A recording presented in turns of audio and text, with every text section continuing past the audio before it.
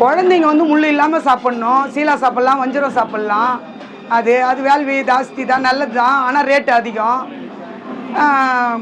மத்தியில் தான் வந்து இப்போது நல்ல கொழுப்பு தன்மை இருக்குது, எண்ணெய் பசை இருக்குதுன்றாங்க. ஆனால் வர்றதில்லை அவ்வளோவா. மத்தி ஹார்ட் பேஷண்ட்டு, அப்புறமா வந்து இந்த எல்லாத்துக்குமே நல்லதுன்றாங்க. ஆப்ரேஷன் பண்ணவங்களாம் ஹார்ட் பேஷண்ட்டுக்கு தான் இப்போ நிறைய. ஆமாம், ஆனால் அது வர்றது கிடையாது. யார் வந்தாலும் மத்தி தான் கேட்குறாங்க. மத்தி அவ்வளோவா வர்றது கிடையாது. நிறைய ஹார்ட் பேஷண்ட்டு தான் இப்போ வராங்க. ஆஞ்சியோ பண்ணுறவங்க ஹார்ட் பேஷண்ட்டு அவங்க வந்து மத்தி இல்லையான்னு கேட்குற. மத்தி அவ்வளோ வர்றதில்லை. சொரா சாப்பிட்லாம், காரப்பொடி மீன் சாப்பிட்லாம், அதெல்லாம் நல்லது சாப்பிட்லாம். இப்போ தடக்காலன்றதுனால அந்த மீனெல்லாம் வர்றதில்லை.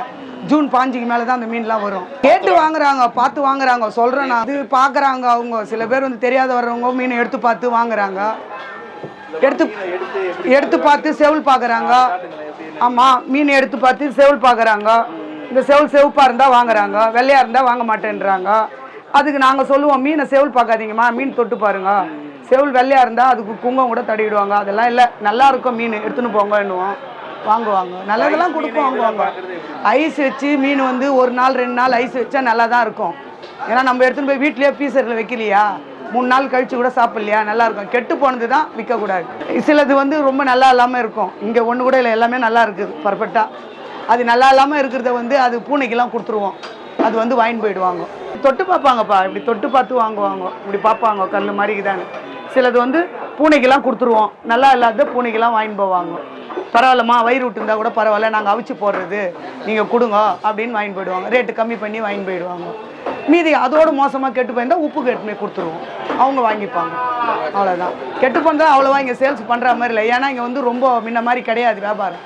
எல்லாமே ஆன்லைனில் அப்படி இப்படின்னு போயிடுறதுனால இங்கே வியாபாரம் இந்த மாதிரி கிடையாது இங்கே. ஆமாம், ஜனம் கம்மி. எங்கள் சைதாப்பேட்டை மார்க்கெட்டுக்கு ஜனம் கம்மி. இப்போ பார்க்குறீங்களே மார்க்கெட்டில் ஜனங்க வியாபாரம் வரமாட்டாங்க. ஞாயிற்றுக்கிழமை ஒரு நாள் தான் கொஞ்சம் ஜனம். இப்போ எல்லாமே ஃபோன் பண்ணால் வந்துடுது இல்லை, அதனால வர்றது கிடையாது. சொல்கிறாங்க, அவங்க கேட்குறாங்க, இது நல்லதா, இது சாப்பிட்டா நல்லதுன்றாங்கன்னு சொல்கிறாங்க. கடல் மீன் தான் நல்லது.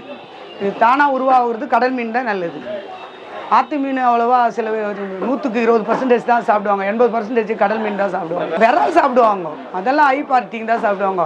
லோக்கல் நம்மள மாதிரி ஆள்லாம் 800 ரூபாய் 700 ரூபா கொடுத்தெல்லாம் சாப்பிட முடியாது. ஆமாம், அதெல்லாம் 600 ரூபா 800 ரூபா. கம்மியாக இருந்தால் தான் 500 600. ரொம்ப கம்மியாக மீன் வந்ததுன்னா 1000 ரூபாய் கொடுத்து கூட வாங்கிட்டு போவாங்க. அதெல்லாம் எல்லாருமேரும் சாப்பிட முடியாது. அதெல்லாம் அது எனக்கு அவ்வளோவா தெரியல. வேற மெடிசன்றாங்க. ஆனால் வந்து நிறைய பேர் ஹை பார்ட்டிங்க தான் அது வாங்குறாங்க. எவ்வளோ விலையாக இருந்தாலும் வாங்குவாங்க. ஆமாம் ஆமாம், அது அவங்க தான் வாங்குவாங்க. நல்லாயிருக்கும் விரால் மீன் தான். ஆமாம், நல்லா பெரிய இடத்துல இருந்தெல்லாம் வந்து தான் அந்த விரால் தான் வாங்குறாங்க. ஆமாம், நிறைய பேர் வாங்குறாங்க. நம்மெல்லாம் திடீர்னு அவ்வளோ விலை கொடுத்து வாங்கி சாப்பிட முடியாது. இங்கே கிடையாது. இங்கே நாங்களே கண்ணால் பார்த்து பல 40 வருஷத்துக்கு மேலே ஆகுது.